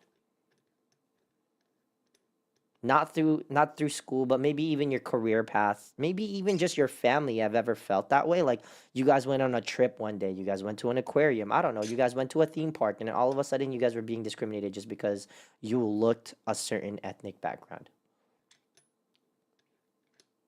Go back to Home Depot. Damn, bro, if you can't even have any memories of the discrimination, you are blessed. You truly are blessed. I kid you not, guys. Chat, everybody watching this, please, like, even skim through our past episodes. This guy is the most wholesome dude I've ever met in my life. Like, God has blessed this guy and his family in I in feel many like ways. In many I feel like he ways. just doesn't look like the type of guy that like you would want to specifically like discriminate against. But it's funny because he was He bullying people really grew growing up. up, right? Like he was bullying people growing up, but now we vouch for him to be like this wholesome, nice dude when he was like this demonic little child. No, like But I went from bullying people to beating up the bullies. Just think about it. yeah, it was like So it was you would bully people to stick up for them? It was because for me, what got me out of it, like once I kind of like settled myself and started like really being able to take control of my ADHD, I started remembering the scared faces, mm, and it traumatized Oh me. my It gosh. traumatized me you ever mentally. you ever Cyrus, he's not wholesome. He's got demons. yeah, you ever No, you ever not even demons, you ever bro. watch the movie Benchwarmers? I see Yeah, faces. You know how like they bullied like those like people like those like they bullied the what's his name? The a Deuce Bigelow guy, the Filipino actor. I don't remember. I don't remember the He's in names. Benchwarmers. Essentially, he apologizes to like his high school like one of his high school mates that he went to high school with or whatever. He apologized to him as an adult, but he was like this like reserved nerd and still like makes like castles out of things, and he was hiding because he was like a midget or was short or whatever. And he was saying sorry to him for like bullying him in high school because he realized like now as an adult he's bullying the bullies. Like he's fighting the bullies because the bullies are bullying these kids, and that's why he decided he wanted to play baseball with these kids or whatever, right?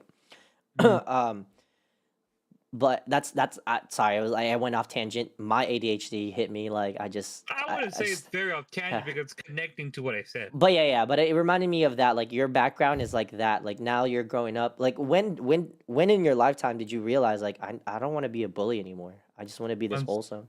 once, once I got kicked out of my last middle school. Okay. You actually got kicked out. Dang. Kicked out of 2 middle schools in 7th grade. In the same grade, I kicked Bro, out the 2 worst middle thing that schools. ever happened to me was getting suspended for throwing a rock up in the air and hitting someone and getting a concussion in 6th grade. And he was bleeding and he got sent to the hospital and everything. They suspended me for like 3 days for that. Yeah. I don't think I Yeah, never got kicked out. like Jeez. in 7th, I was barely in school in 7th grade. That's crazy. It was to a point where I was like, and then like I was like, okay, I gotta change. Like there's some things I gotta like figure out. And like 8th grade was good. Like I got into little incidents. Once I got out of high school, it like no trouble at all to all of high school. Wes, in your side though, do you feel like you have disadvantages over us, me and Fierce, based off of your ethnic background or cultural background? Or advantages? Do you feel that you have more advantages than we do? I mean, I touched base on it in the beginning, but you corrected me based off of your experiences. I assumed that you had an advantage by the both of us because you're white. You're half white.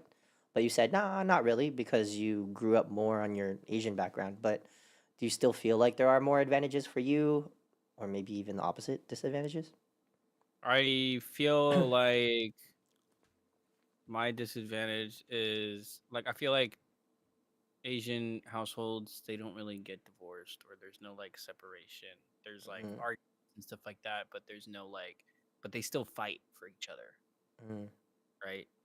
I feel like with in a white society there's so much privilege and so much entitlement that giving up is an option.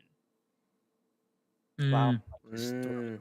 They could just uh, easily throw away something and just start new all over again. I'll Like, be fine if I lose this. Doesn't matter. I feel dang, like that's the disadvantage because interesting like take. growing Wow. up everything was so like overtly like cautious for the safety of like us. It's like we couldn't go swimming unless there was like an adult there. We weren't allowed to do sports because you could get hurt, right? Did that come from your Um, Asian parents? Your Asian mom? no, Oh, it came from your dad. overly protected, Interesting. but to a fault where it was like blocking us from possibilities, right? Growth. Yeah. Your parents didn't block you from doing your dancing stuff, Mm, did they? yeah, I'll touch base on that. I want to go a little bit more on your story first. Maybe they didn't agree with you, but they didn't stop you from doing it. Oh, Did they? it's tough. So let me give you a bit of background. So for chat that don't know, my background, I was a professional dancer. I actually competed and traveled. After high school, I got to do that. It was my lifelong dream growing up when I was a kid. My parents, so I'm the only literal artist that, like, in my entire family lineage, including my cousins and everyone else. I don't know any of my family members out there from the Philippines to here, Japan, Australia, that is an artist as a profession. I am the only one in my entire family that literally took an artist profession, being in film, being in dancing, doing all those things. Um, so growing up, it was very difficult for me, not only because I had a belief in my passion for art in comparison to everyone else in my family who are engineers, doctors, or lawyers. Um, but it was also difficult because I come from an Asian family, a Filipino family for that matter, who only believe that becoming an engineer, a doctor, or a lawyer is what's going to set me free and be successful. So growing up, my parents didn't, yes, they didn't stop me, but they did everything they could in their power, and I don't blame this. I wanna give this disclaimer for this story because I don't want this one day to be brought out to my parents and being making them look like they're bad parents because they were not at all. I truly appreciate how I grew up because it made me become who I am today, which is wiser and more thoughtful about everything that I do with friends, family, and everyone else. But growing up, my parents did everything they could possible to stop me, not in a physical way of being like, no, you're not going to get out the house because you can't go and dance. But they would try to, like, literally, I wanted to go to a specific school, but they said no to it. So the best way that they could find a way to win by saying no is not just by not letting me go to that school. We moved a whole completely different city just to make sure I don't go to that school so that I don't qualify in that county, that I can't apply for that school and be considered, oh, because you're in this county, you can go to this school. That's what they would do. They would go out of their way, spend money to move to a different city just so that I wouldn't go to a school that I wanted to go to because I wanted to focus in art. They literally put me in a school completely far away from all my other friends because that school was predominantly for engineering, law enforcement, and science. That's what the focus was for that high school. That high school literally treated us like we were in college already, and we were getting college courses. Like I skipped chemistry. I went to entomology because I said, fuck it, fuck chemistry. I want to go fucking catch bugs every day and study them. That's literally what I did to rebel against my parents. So they Bro, you stopped me. bugging. Yeah, bro, they stopped You're me in many bugging. ways, but they also like tried to like not support me in certain things. They would say like, "Oh, you got to go find your way to drive to that studio." So I would walk. I would walk 3 hours to the dance studio. I wouldn't get allowance at all. I wouldn't get any money whatsoever from my parents to make sure that I don't get to do what I need to do because dancing requires certain fees for you to learn from a dance instructor or whatever. So I found ways to network and connect with different people to be able to learn dancing. And then after high school, they said, you're never going to be successful in dancing, just quit that. After high school, before I actually even graduated, I gave them my paper and I said, look, an agency signed me. I haven't even finished high school yet. An agency signing me after high school. I'm traveling. Prove them wrong. So in that sense, like there were a lot of things that I had against me, but I always tried to find a way to go against that too. Um, So And it sounds like there's a lot of misinterpretation of people's assumptions about all of us. yeah, Like I would assume the complete opposite story for you. like they I supported think me, and we they're would all like, assume the opposite story of Jeremiah too. yeah. And then I And assumed your completely assumption exactly was wrong Yeah. Yeah, about like me. that was crazy. Like I So honestly all thought, of our assumptions and interpretations of like our childhood and our culture and everything like that it's all wrong. it's all like different, like way off of what but we thought. do you guys think that the way we think about our like what we assumed about each other was is based off of what society instills on what happens to these type to Yeah, our type of people? Um, definitely. you know, Like I feel like the white side is a disadvantage because it's like it's so privileged to its where like I can give up and just restart, right? The Asian side, that was a disadvantage.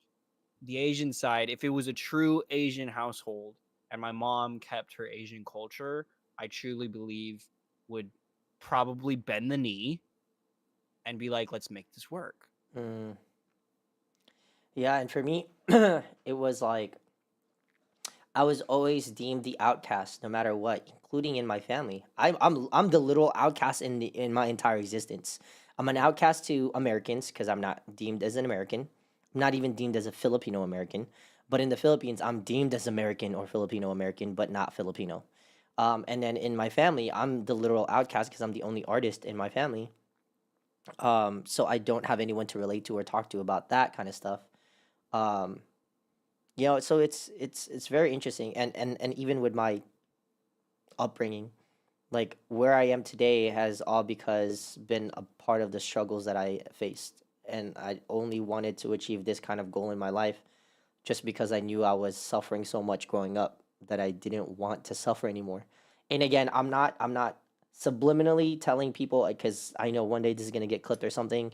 I'm not subliminally saying that my parents like literally tortured me or like made me like they were the worst parents ever. Again, my parents were the most amazing parents that ever raised me, and I can see why they were so strict on my siblings and I. And it's like what you said, it's the protection of things. Being a foreigner, the protection of them understanding what it's like to be discriminated and be racially profiled. So they wanted to prevent that from happening to us or prevent being in a place where we don't find success, where we can support ourselves whenever our parents are no longer around. That's the kind of protection that they wanted to give us. And I say us like us three. They wanted to do their best they could possible to make sure that we succeed in our own lives.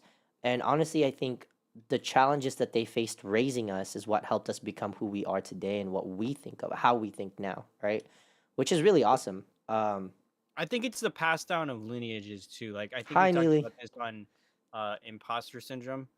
Yeah. Is that like their expectations of what they think is protecting and like giving us the ideology to like be successful was for their time.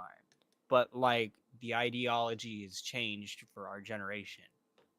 Yeah. So our ideology is like, yes, support us. Yes, financially support us. Like let us Yeah. chase our dreams. And that's Let real. us figure it out, kind of thing. Yeah. Right. Like Because we need to figure out But as we get theirs older. is like their parents had complete control yeah. and they were the deciding factors. You're gonna be a doctor because they make a lot of money. And then you can be stable. Like that was the idea. I just want to interrupt this real quick. Hi, someone in my chat.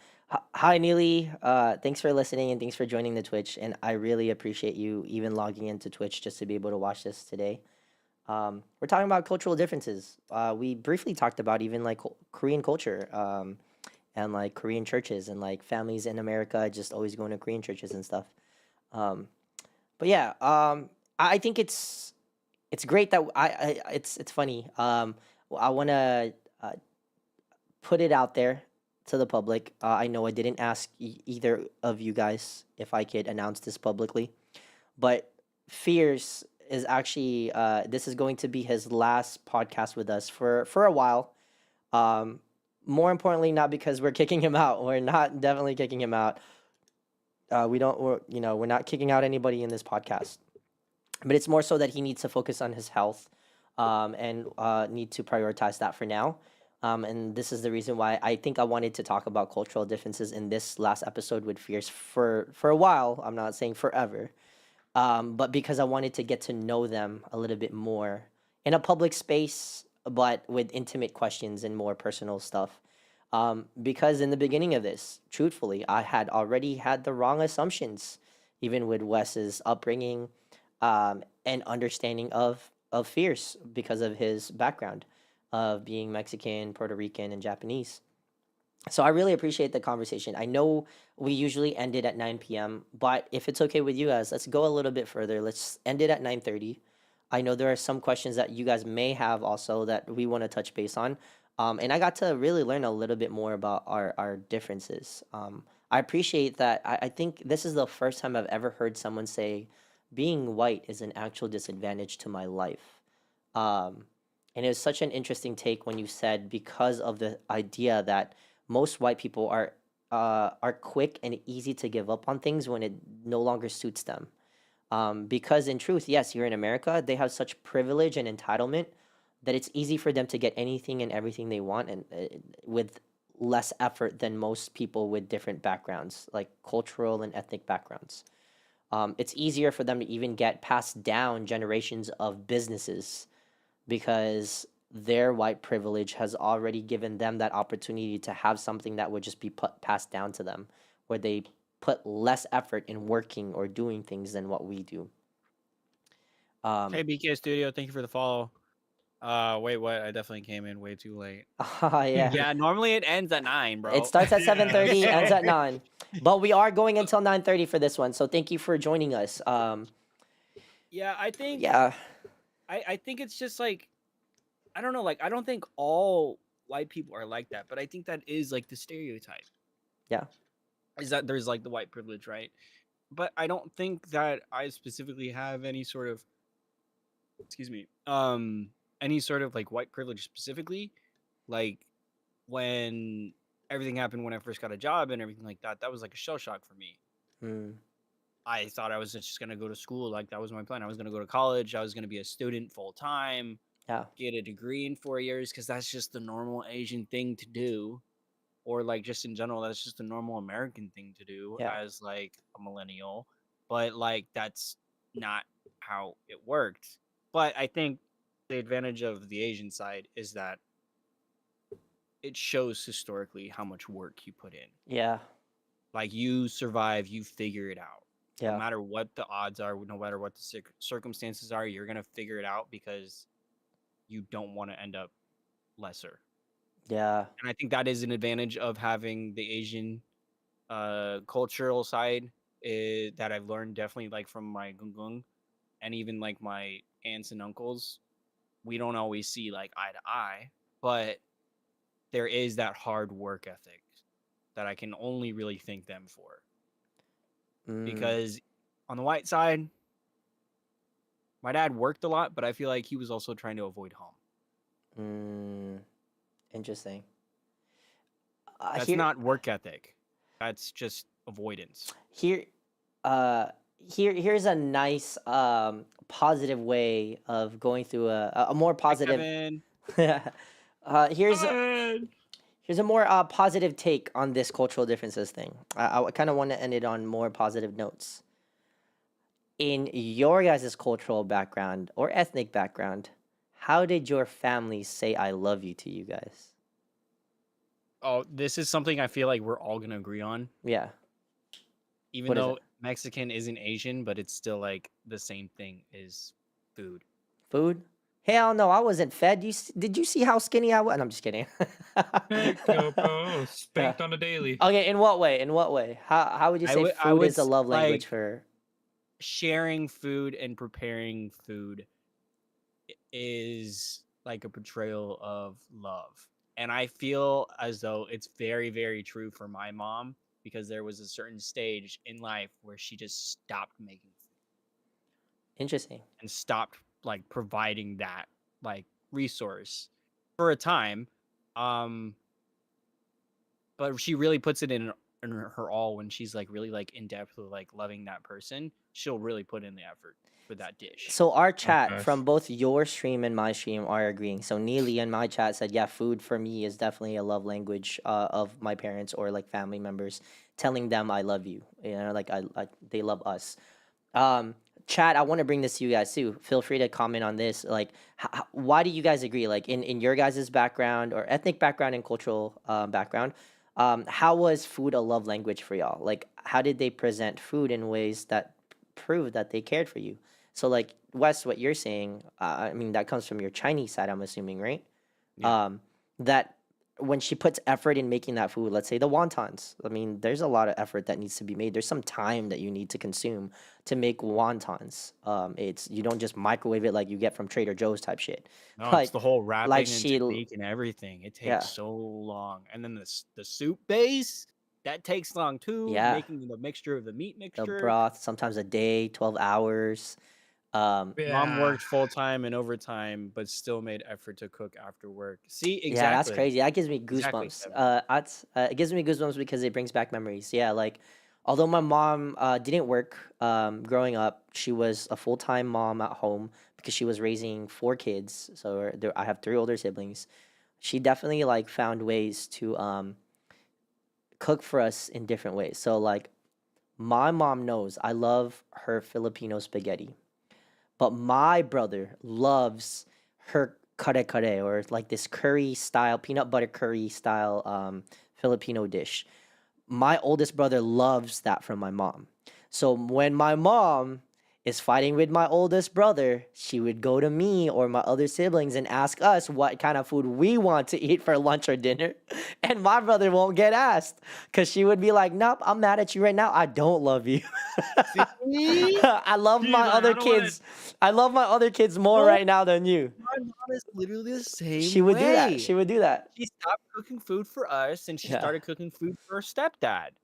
That was it. Yeah. And we were all like living together, but she would like be like, nah, like he ate all the food that like I prepped already. This is really awesome. There's a lot of people A lot of chiming chats in. going. So Having Neely, big family go dinners ahead. was a part of every family get together. Mom and grandma would spend hours cooking for everyone. And That's that's from BK Studio. I know he's white. oh wow, okay. So that's I from feel a like white food family. just in general, like maybe that's not a cultural thing, but I feel like I think it might just be like kind of a universal thing The time, yeah. because yeah. But I mean, But my some food dad has would to. tarnish my mom's hard work in cooking yeah, and put like barbecue sauce and like salsa on like a Orale. lasagna. Like he would just destroy the dish with yeah, sauces. So is that love? yeah. No. Well, No, yeah. because you're So editing what someone else put their hard work into. yeah. So on my chat, Neely was joking. He's like, "Is my mom your mom?" Because that's definitely the same mom. I just know it. And then someone else in the chat said, "We all have the same mom." LOL. Food unites everybody. But I want to go back to oh dang, BK went Yeah, he AFK. got sorry Yeah, about that, buddy. he I'm went affiliate. AFK. My bad. Yeah, he went AFK real quick. So he said having big Big family dinners. Kenny. I want to reread it. Having big family dinners was part of every family get together. Mom and grandma would Subscribe spend to him. hours cooking for everyone. And you said he's white. And then someone said, "Oh, okay, he's back." I want to ask you this, BK from what's his chat. Um, Black Chaos also said the time and prep is love in itself when making food for everyone. And food is a universal language, universal love language, as Fears was saying, right? I know we were all going to agree to it, but from a white side, like someone who is Caucasian and grew up Caucasian, having a big family dinner was part of every family get together. Mom and grandma would Hmm. spend hours cooking for everyone. But in what ways were you being shown love? Did you actually hear the words "I love you, son"?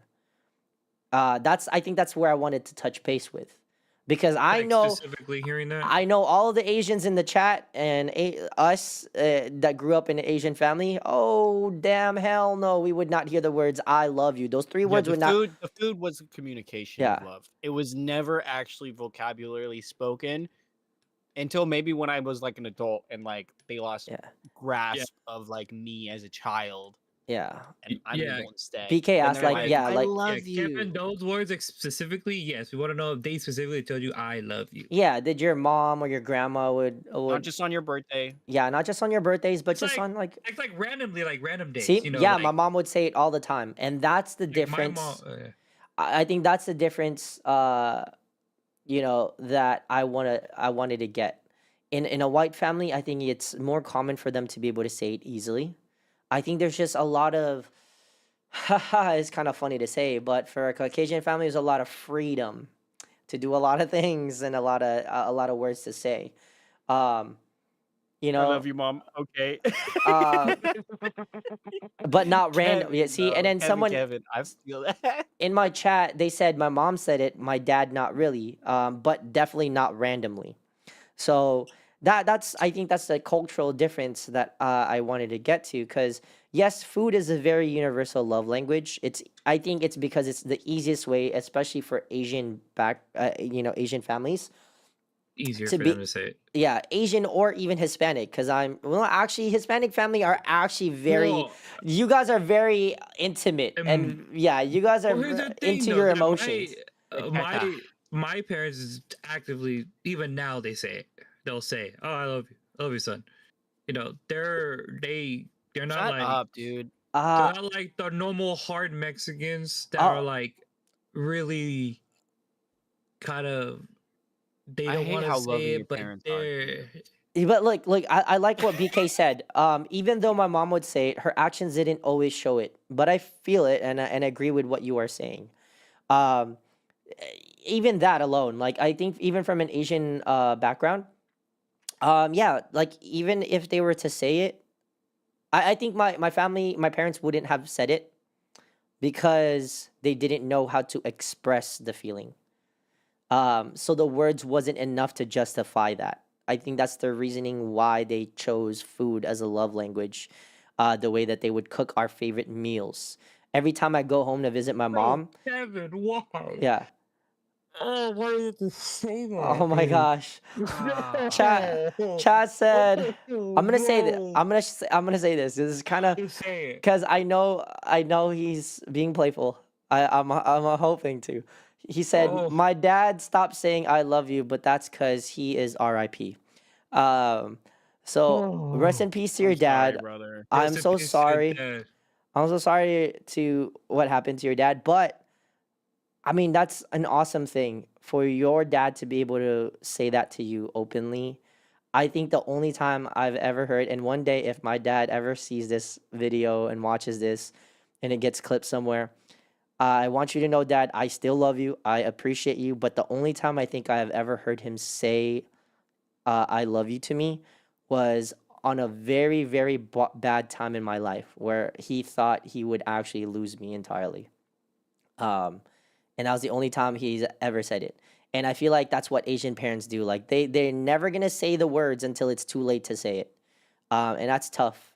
Um, What I absolutely hate is parents will only, maybe it's just my experience. Parents will only say it now in terms of my life because they feel like they're losing grasp, and they are using it as like, maybe it comes from abandonment issues and everything like it's that. a way to hold But on to something. Yeah, yeah, it's like a way to like manipulate and pull them right yeah, back in. Like, I love you. So then it's just like, "Oh, I crave for that want to be like loved by or you. cared for. So I'm Yeah. gonna go back to you." But then it's just like, I don't know, like if I want to put myself in that situation Well, again. what about okay, so Black Chaos on your chat said, unfortunately I'm too much of a F up that I never got those words, sadly. But were there other ways that you felt that love that you needed to feel growing up from your upbringing without hearing the words I love you? And Could of it be course, tough love? is it tough love? Like, why the hell did you not do your laundry yet? Don't you realize that you need to do laundry so you could actually have nice clothes when you go back to school the next day? Like, make it make sense. Like, are you stupid? Right? Like, even saying those things. Like, are you stupid? I know in my family when my mom and my dad would say that and use it against us, I know damn well in my head, I'm like, I know I'm not stupid. I'm smart as hell. I just gave you my fucking report card and it's a straight A's. Don't tell me I'm stupid. Like, no, I'm not stupid. I'm just lazy. Like, just make it make Hey, sense. that, Yeah. that's the way. 'Cause they're like, "Are you lazy?" But just pick it up. I'm Yeah, like, I yeah, don't right. want to do it. So like, No, BK Studio said the first time I remember my dad saying he loved me was right before I left for the Navy. but you got to, yeah, like we get to hear those words, I think, in the toughest moments of separation, which is kind of weird. Separation. Which is weird. Yeah, like it definitely happens with parents to children, but I do know also that there are parents out there that are like best friends to their like kids. And they Mhm. just easily get the love that they deserve or like that they would want to hear growing up. So that's really crazy. But let's ask another. I don't know if those tough love words are really coming out of a place of love. Yeah, Well, so I know mine's did for yeah, sure. I think, and I think that's where it comes to the whole cultural differences, because Asian parents will give you tough love by saying like, "Why the hell did you lose this? Stop losing this shit and just find a way to make it easier for you to not lose shit." That's literally teaching us something by not Yeah. telling us, "You know, I love you and I don't want you to go through this suffering anymore, so just do it this way." They'll just yell at us and tell us like, "Don't do that stupid shit again and do it this way instead." But what they did just right there was they just taught us a lesson how to do something even better than what we did. And Yeah, So that's my that that's actually love. that brings up a really really funny story. I don't know if this like happened in your guys' childhood or not, but there'd always be that moment when you're looking for something in the fridge Look with your and you eyes, not can't with your find it. yeah, look with your eyes, And not with your mouth. Yeah. my mom would always scare us because she would always know where it was. Of course, because she put it there in the first place. Uh, She knew where it was. We never put it back. She would always put it back, so we never knew where it was. We would always search the whole entire fridge, and it was always like eye level, always. because But you we had to would look up still, and it would down. still all get like mixed up in everything. Like we wouldn't know where it is in the fridge. Our mom would always say the same thing. If I find it, I'm gonna. if I find it, you can't get it. And that Oh, would force us You to find look it. even harder. yeah. My parents And I would, would say that is tough love because it's like I did the gesture already of like putting it back. yeah, I want you to find it. yeah. You find it. Yeah, like in my family, my mom would always say, "Look with your eyes, not with your mouth." Because the Yeah. first thing you said was, "I don't know, I can't find it," and then she goes to the same area, and then she finds it right away, and then she'll say, "Look with your eyes next time, not with your mouth." But I want to go back to chat. BK said, "Yeah, but as a parent myself now, that's more of just frustration of telling your kid the same thing over and over again." But again, because now we're in this generation, our upbringing was completely different than what we provide to our future selves, or not selves, but our future kids or whatever it may be, or your current present life as being a parent. You now that you're a parent, in your mind, in the back of your mind, you don't want to do the bad habits that your parents did to you because you realize those were bad habits for you. So now you're trying to parent your kids in a different way that didn't repeat the same things that you went through. But somehow, inevitably, truthfully, in our lives, we're all going to end up doing something similar to what our past, generations have done. History repeats itself. So there are ways that we'll Oh. also make mistakes as adults now. Back then I grew up, the most hurtful thing I ever said to my mom, which I regret to this day, was there was one time I was like super rebellious back in high school. And one time I think I got in trouble and I know it was my fault. But then I went to my mom and I said, "I hate you so much, mom. I wish you weren't my mom. I wish someone else gave birth to me." I said that to my mom, and that broke me. Like, that breaks me now thinking about it. So imagine what my mom went through hearing those words from her own child, right? And so growing up, I always used to say, "I'm never gonna be like my mom or my dad, especially my dad. I'm never gonna be like my dad." And now my own partner sees me and is like, "You act just like your dad. You joke around just like your dad. Like, you can say you don't want to grow up like them, but you end up being just like them." And you know what? There's nothing wrong with that. And I don't mind that I'm growing up to be just like my dad and just like my mom. Um, but our ways of understanding each other, Trauma. Um, oh, Pokey was on my chat and said, "On God," and you get the follow when she finds what you were looking for in the topic of like, yeah, oh, definitely, yeah. Um, on that topic of me looking for something, but yeah, like in those things, like, yeah, I'm sorry. Yeah, I'm sorry to myself. I said really hurtful things to my parents growing up. When I say I was a rebellious kid, I super rebellious in No, many but ways. Dude, I feel even like we with were both rebellious in high Yeah, school. What's up with no, that? yeah, bro. see, my I said the rebellious meanest shit to my times. mom when I was in high school too. Yeah, Not that I wish you weren't my mom, bro, this is the most hurtful thing I think any but mother would the hear. other part, like I hate you. Yeah. I definitely have like said that to my mom. Fears, what were you saying? You're Like rebellious? my rebellious time was middle school. Like I've argued with my mom a lot. Like growing up, I argued with my mom a lot. But I think the worst thing I've ever done to my mom is imagine having to pick up your son in juvenile hall. Imagine having to go with your son to court because he did something stupid. Dang. Like, like everything that like my parents been and had to do with me, just in middle school, 7th grade alone. Like they show like that's the breaking point of when my parents show how much they loved me. That's like Yeah. Yeah. that is a But if but they didn't I want to mean, give like up. you I would say you have a different like relationship with your parents than like Yeah, I other have. people do, because they could like completely like they could outcast you, they could make you into the black sheep of the family, or they can accept you for who you are and be like, hey, let's work on this, let's like try and get better. What do we need to do together to like Yeah. get you to the place you need to get to, right? Or it could be the complete opposite, and it could be like a manipulating tactic where it's just self-centered. I helped him get out of juvenile. I actually I really picked him up from jail. I paid his DUI, right?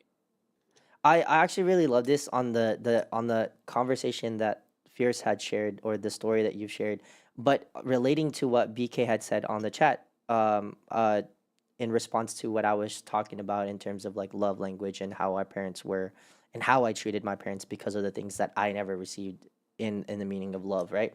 He said, definitely, I just want to make sure you're not making excuses for our parents. They were the adults, and we shouldn't have to process their past actions to try and figure out how they showed us love. Not sure if that makes sense, but I also understand I'm coming into this with a white perspective. Um, but it's not just a white perspective, and I appreciate your perspective. It's true in a conversation of love, or like parents showing us their way of love or what their love language was, which is acts of service. From an Asian culture or Asian background, it's not trying to make an excuse for our parents. I think it's acknowledging the struggles they were facing, why they had such a hard time giving us that kind of love that we wanted or we deserved growing up. We had different ways of, or we had different expectations as kids when we were younger of what we thought love was from our parents or from our family members and friends. And if we didn't receive it based off of our expectations, we would deem it as, oh, then it's wrong. What they're doing is wrong. Some people would see it that way. Some people would grow up and having that mentality that, like, oh, because my mom never said I love you to me, like the words I love you, she never really loved me. But the reason why Asian families or Asian culture, even like us in our generation as millennials, we say, oh, their love language was food because they wouldn't say I love you like verbatim. But it was because of that. It was that we had an understanding that it was more that we were acknowledging their own past traumas too.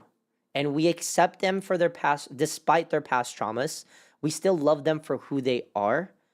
And we acknowledge that we did receive love just in a different way because they couldn't do it the way we expected them to or we wanted them to.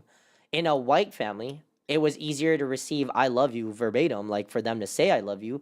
And you may not feel the feelings, but you got the words. So what Asian kids wanted growing up were the words, but we got the feelings. What you guys wanted up growing up as white kids were the feelings. You guys just got the words, right? So in a sense, although we have those differences, we are kind of alike in some ways, like what Wes was concluding to. Wes was concluding to that whole idea that we all had these different assumptions of what we were, or what privileges we had, or opportunities, responsibilities, and all these things growing up. because of our specific ethnic background or cultural differences. But in the end, we are actually all kind of the same. Just it's like same, but different. We're all kind of the same, just with different expectations and different hardships that we faced. Um, and that's what I really love about conversations like this. And this is where we're really gonna just end it, because it has gone too long. But I really appreciate everyone chiming in. This was a really wholesome conversation because I not only got to know our chat, and I appreciate you guys for being here. I know BK, one time I wanted to play Valo with you, but I didn't get a chance to. So maybe one day we'll get to. When I'm not being toxic though. Yeah. But this was also an opportunity for me to get to know my team members, and my homies, my friends. And especially I know that Fierce is gonna go on his journey with, taking care of his health, and so he's gonna step away from the podcast for a while. I wanted this to be a very nice and cordial conversation to get to know each other a little bit more. And I want to say thank you to you guys for giving me this outlet, giving me this space. To you, chat, to you guys coming in and listening to us, but also to you both, Wes and Fierce, because you guys have allowed me to really take a step back and sometimes not create those assumptions, those biases, right? Like, oh, Wes, you're a white Chinese person. You had double the privilege. Like, literally, all Chinese people own everything in the world now. In truth, that's they do. Like, there's literally probably 80% of all our materials that we have are sourced from, China or worked by. China. Yeah. Um, but also like Fierce, like your upbringing, the food, the amazing food. We never got to talk about your food in your culture, but the amazing food you had to go through growing up, but also like your hardships being in the space that you were actually the bullying these kids, but also like knowing that you come from a space of privilege, which was the opposite than Wes. You came from a space of privilege because you were born in America, although you have Mexican and Puerto Rican descent. You were given opportunities in spaces that not many people from your background or your even family from other countries get to do or get to have. And you've shared that piece. And I really appreciate that. And then at the very end, even for me, like I have this realization of still trying to figure out the identity that I need for myself or want for myself. Because in a Filipino background, we don't have originality. There is nothing that is original for us. And I'm the outcast, complete outcast in my family because of being an artist, and everyone else are engineers, doctors, or lawyers. And on the other end, that I'm not considered a Filipino American by Filipinos here in America, or not being considered as full Filipino by Filipinos in the Philippines because I moved here when I was 8 years old. Chat was saying, this is awesome and it helps me think about my background and my family, and I live for this. I appreciate that. I hope you really did like the conversation because, that's what we're all about, and just giving enlightenment and plus a great space to have these conversations. And Lumpia, yeah. bro. Everybody loves Lumpia. I don't know what it is, but fun fact, Lumpia wasn't Ah. even fun. Lumpia wasn't even an original Filipino thing. It was also something It's a influenced. mix. It's It was grabbed. It was a spring roll. yeah, it was influenced by Vietnamese and roll. Chinese people. No, Um, shut up. I know why you're so- doing that too. Egg roll. yeah, lumpia is not Filipinos. I touched base on this earlier, and I talked a little bit about Philippine history. But Filipinos really don't have history because our history was wiped out. We don't even know our real last names. Our last names came from colonization, from the Spanish colonization, and they got our last names from the Bible, like Chavez, Angeles, like all of those, Medina, like all of those last names. Although we have the same last names as most Mexicans and Spanish people, it actually is because of colonization. So we don't know what our real last names are or what our original Filipino last names were. We don't know where our food first derived from, or well, we do know where it first derived from because of our influences. Yeah. But, and all of those other things, even like dances and cultural events and all that stuff. But to end it off, thank you guys for this conversation. It was really amazing. I'm glad I got to know a little bit even about some of our people on our chat. Thank you guys for chiming in, especially this time being on my Twitch rather than my YouTube. I appreciate it, except Pogi. Pogi's fake because he doesn't pay attention to anything. He decided to still go on my YouTube and still comment there, so I missed it, and it took a long time for me. Pogi, I know if you're still watching this, I hate you, bro. Pogi, my Pogi? Yeah, you're Pokey. Yeah. I told everybody to go to Twitch and he still went on my YouTube, but it doesn't. So I'm teasing What a him. fake ass friend, bro. Doesn't Yeah, even but go on no, my hey. Twitch. Yeah. But thank you guys. I appreciate it. I got to learn a lot from this, and I hope we can continue to learn more from each other, even with the topics that are very controversial. So, with that said, everybody in the chat. Oh, yes, Fierce. One thing for me, Yeah. see you guys in chat.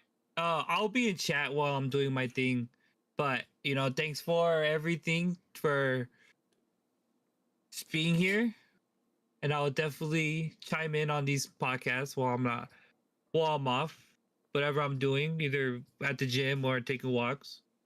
Definitely join in and chat with you guys. But thank you for having me. Thank you, Yes. chat, It's been a blast, bro. for making me feel welcomed in here, and I'll definitely be back. Yeah, a lot of character growth, especially from Fierce. The first few episodes were just like him literally coming in here and just like making comical reliefs and stuff, and even eating while on the show and stuff. And now he's gonna focus on his health. That is his main priority, and that's what our priorities are for him. So he's gonna take a step back from the podcast for now.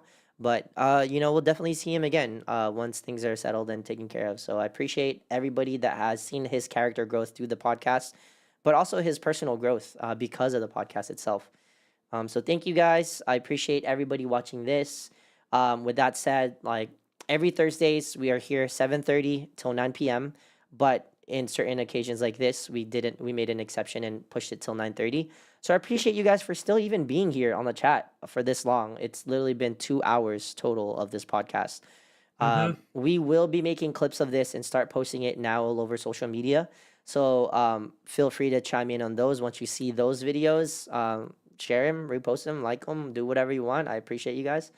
We also we did make an Instagram page, so please go ahead and follow that. Yeah, we made an It's Instagram called page. Transparency Thursdays. Yeah. Go ahead and look it up. Yeah, we'll start posting more content there too. So keep an eye on that. And being here on Twitch today was the reason. The reason was because I finally hit my Twitch affiliate. So that means it's all because of you guys that have made me get here, and I hope it continues to grow. I am really thankful for everybody here in the chat that came in and out and that are still here. Listen to us. We will share it we will share all our links in the Discords if you're in the Discord. But keep an eye on the next episode next week again, Thursday, 7:30 p.m. We'll be here. So thank you guys. I appreciate you all. And that's it for now. So we leave you with our outro. Peace. Peace out, guys. I don't know.